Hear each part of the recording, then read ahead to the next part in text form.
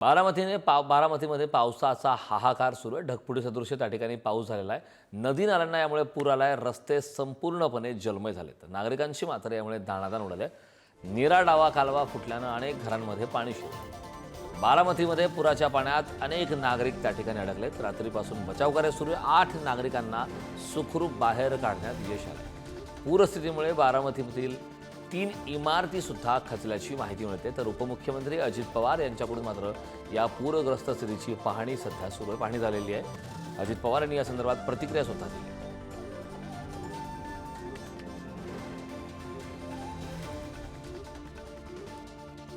बारामतीत ज्या ठिकाणी नीरा डावा कालवा फुटलाय त्या कालव्याच्या ठिकाणी पुढारी न्यूजची टीम सुद्धा पोहोचले आणि त्या ठिकाणचे दृश्य आपण पाहतोय। त्या ठिकाणी आपले प्रतिनिधी ज्ञानेश्वर चोथमल आपल्यासोबत जोडले। ज्ञानेश्वर, आपण पाहतोय तू त्या ठिकाणी सध्या आहेस नदीच्या बाजूला। परिस्थिती आपण पाहतोय की रस्त्यांना पूर्णपणे नद्यांचं स्वरूप आलंय। वाहतूक व्यवस्था पूर्णपणे ठप्प आहे। बचावकार्य सुरू आहे। उपमुख्यमंत्री स्वतः त्या ठिकाणी दाखवून त्यांनी पाहणी केली आहे। काय सध्या ताजे अपडेट आहेत? सध्या परिस्थिती कशी आहे? अतिवृष्टीनं प्रचंड असं मोठं नुकसान झालं। त्याहीपेक्षा जास्त मोठं नुकसान नीरा डावा कालवा फुटला त्यामुळे झालेला आहे। मी आता बारामतीतल्या त्याच ठिकाणी उभा आहे जिथे नीरा डावा कालवा फुटला। अगदी या समोरच्या भागातून आपण जर पाहिलं तर मोठ्या संख्येनं जे नागरिकांची जी घरं आहेत त्या घरांना फटका बसलेला आहे।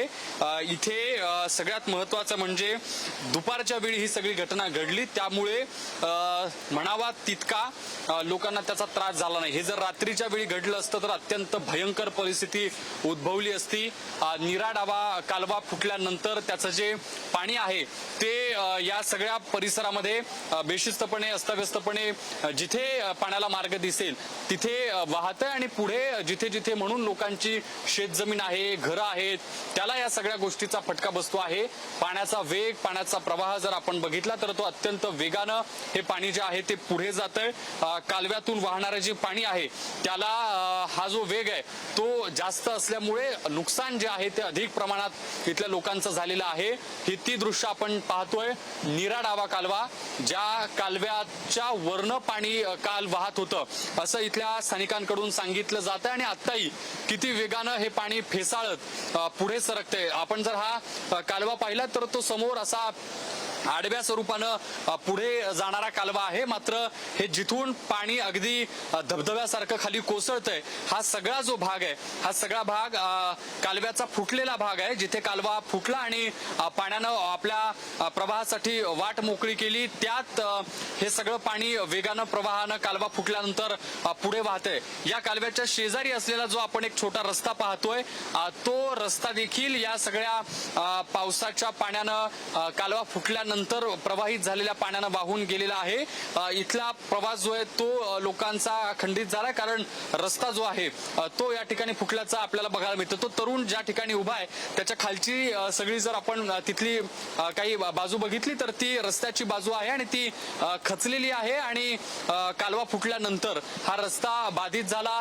तिथून पुढे जे पाणी आलं त्यातून घरांमध्ये पाणी शिरलं। डाव्या बाजूला जर आपण बघितलं तर लोकांच्या घरांमध्ये देखील पाण्याचं कशा पद्धतीनं हे सगळं जे संकट आहे ते ओढावलेलं आहे आणि घरात लोकांच्या या ठिकाणी पाणी शिरल्याची सगळी परिस्थिती जी आहे ती या ठिकाणी उद्भवलेली होती आणि सगळा जो मलबा आहे तो या सगळ्या घरांमध्ये आता आपल्याला बघायला मिळतोय। हे सगळं कालव्याच्या नीरा डाव्या कालव्याच्या मधून कालवा फुटल्यानंतरचं जे सगळं पाणी आपल्याला या ठिकाणी आल्याचं बघायला मिळतं। यात लोकांच्या घरात जे म्हणून साहित्य होतं संसार उपयोगी ते सगळं त्यात पाण्यात भिजलं। सगळ्या घरात चिखल मलबा जो आहे तो या ठिकाणी झाल्याचा आपण पाहतोय। अगदी आतमध्ये देखील अशीच परिस्थिती आहे।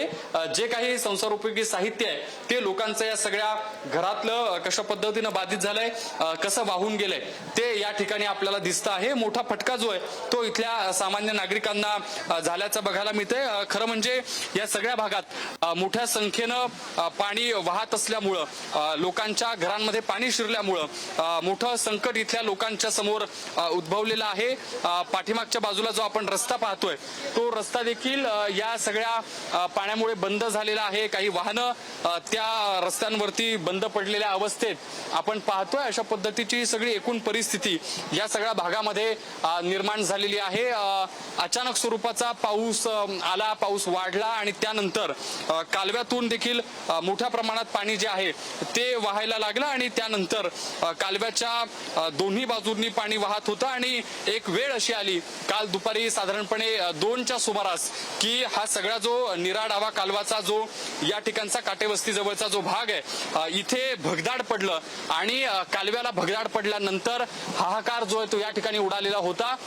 तिथे पाणी जे आहे ते भगदाड पडल्यानंतर किती मोठ्या प्रमाणात वाहायला लागलं ते आपण कालही सर्वांनी पाहिलं आणि अजूनही हे पाणी तितक्याच प्रवाहानं तितक्याच वेगानं वाहताना कालव्याच्या या सगळ्या भागातून पुढे येताना आपण पाहतो आहोत.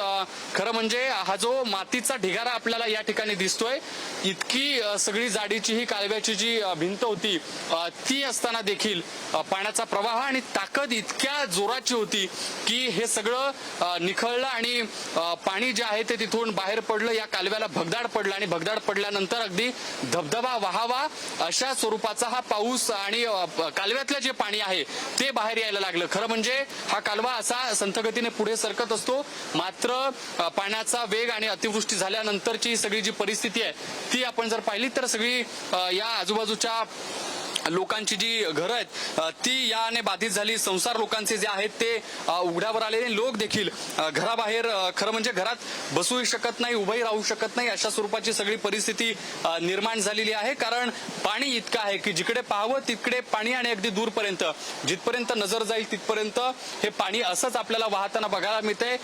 शेजारच्या रस्त्यांवरून देखील हे पाणी वाहते. लोकांच्या घरांमध्ये पाणी शिरलेलं आहे आणि जे म्हणून साहित्य लोकांच्या घरामध्ये होतं ते या सगळ्या परिस्थितीमुळे बाधित झालेला आहे.